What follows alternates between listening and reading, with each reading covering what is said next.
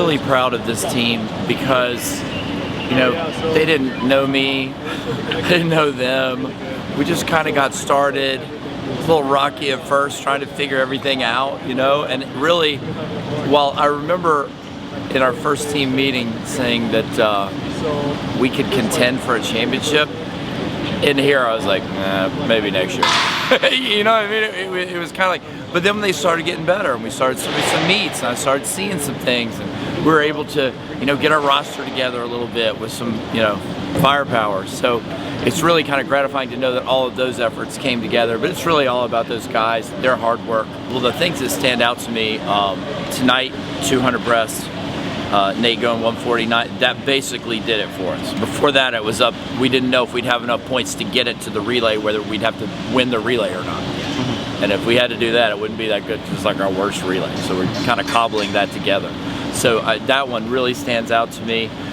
Luke's swim tonight, that was a big one in the consoles of the 100 free. And freshman diver?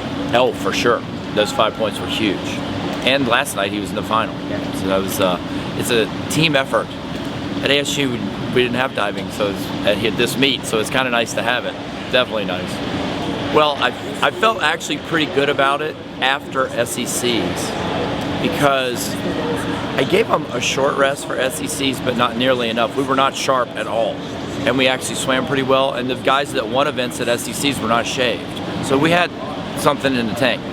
I was a little concerned with the time frame between SECs and NCAAs because I hadn't done it before. Well, I shouldn't say that. We do it for the trials and games. It's about the same. So used a similar approach, and that seemed to be good. The only thing that I had to do is just, I felt like the SECs was so taxing. We had to take 3 or 4 days just to kind of get back. Me too. It was a big meet. They're both amazing. Your first one of everything is usually, you know, very special, and I will always remember that time at ASU. To be frank, this one is really great because I'm actually going to get to celebrate it. I was going to say, last night we had a dinner after the meet and that was it. That was literally it. So, you know, I'm very much looking forward to doing this and going back home and lighting the tower and doing all the things that happened in Texas and hopefully getting ready to win another one.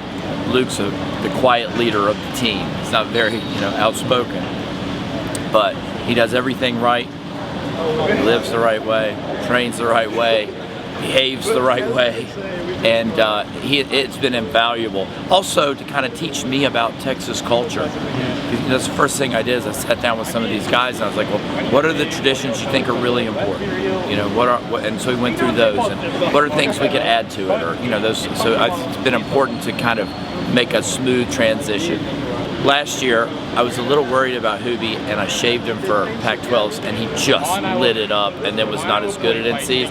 This year, nothing until this. So it's really my thing to try to just. I did it right with him this time. He's much more confident.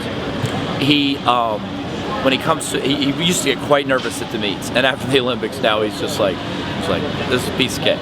So I think that has really helped him.